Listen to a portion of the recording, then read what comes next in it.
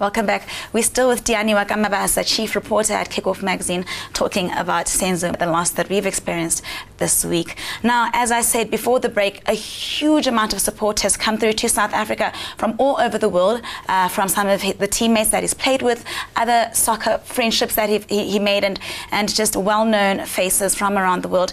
And there have been a number of tweets. We've had tweets from Dean Furman, who played with him, obviously. We've had tweets from Benny McCarthy, a close friend of his. We've had international tweets from Sepp Blatter, from FIFA, from Iker Casillas on Instagram.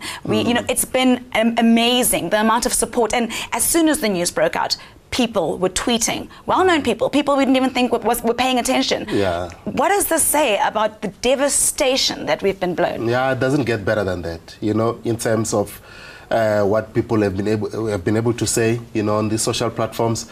It just basically means we're talking about someone who made a big impact, like I said, not only on the domestic front, but also in terms of international football, to get the reactions from the likes of Stephen Keshi, the likes of Iker Casillas, and to the FIFA president as well, Sepp Blatter.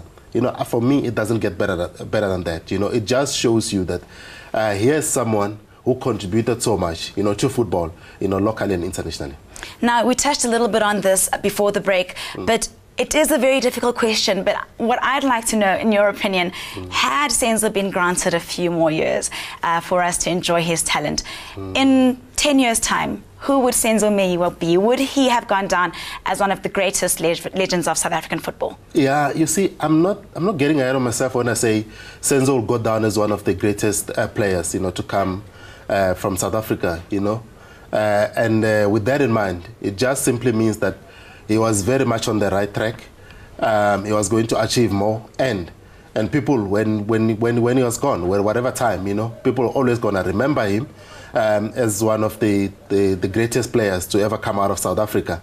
And I do believe that in 10 years' time, even now, I still believe, that at 27, I think he's made his mark, But I'd say maybe for argument's sake at 37, judging by the reaction from these world stars, he could have simply gone to be recognized among the best in the world, because his biggest dream was basically to become Africa's best goalkeeper, and was very much on the right track. Now, Diani, before we wrap up, I mean, Senzo was a hero to so many people. Youngsters who wanted to play football, youngsters who wanted to be the next Senzo Meyiwa, soccer fans, just despite which club you support, he was a brilliant player. What would you like viewers and fans who never got to meet him to know about Senzo Meyiwa?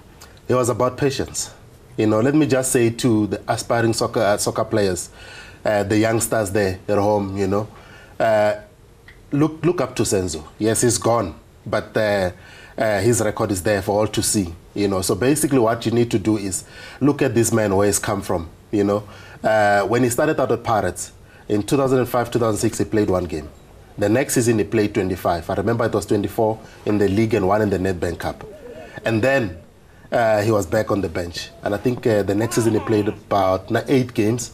And then it was like that maybe for the next couple of seasons until Roger Disa arrived at Orlando Pirates and handed him the #1 jersey, ahead of Monique Josephs. So basically what you actually pick out from Senzo's record is that, and during our conversations as well, is his patience. You got to be patient. That is an important lesson, perhaps the one thing we can take from this tragic loss. Diani, thank you so much for joining us. We really appreciate you coming into studio and sharing a piece of Senzo with our viewers. Yeah, no, absolutely. It's my pleasure to speak about Senzo Meyiwa. And like I said, you'll go down as one of South Africa's greatest sons. And I was privileged that, I did have many chats with him. And, may he go well. He was much loved. And we'll always love him. And he'll never be forgotten. Yeah. Thank you very much, Diani. Thank you. That was Meyiwa, chief reporter at Kickoff magazine. Now, OG Molefe was in Senzo's neighbourhood in Umlazi, and he got to catch up with some of Senzo's biggest fans. Let's hear what they had to say. Our community has lost a hero, a youngster, who have actually gone to make South Africa proud.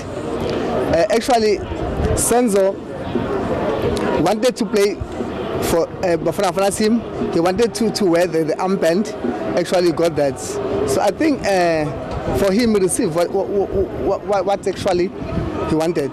Ngona kubuhlungu angazi ukuthi ngikubeka kanjani so mkhumbula ngokuhlonipha kwakhe nokubekezela kwakhe na ubeka kulazo ukubekezela bomntwana oyithobile noma emsebenzini wakhe ebuyisele eceleni kodwa nje ube umntwana oyithobile inhliziyo zethu zibhlungu kakhulu kangangokuthi kuzothatha isikhathi. It's definitely a very big loss, not only for me, like for SA. I mean, Senzo is one guy that you would not think he will pass this earth through somebody's hand. You know, I thought he is one of the people that I knew that probably he's gonna be perhaps, you know, live for long. I didn't expect him to pass this soon, and especially with somebody else's, with a gun and with somebody else's hand.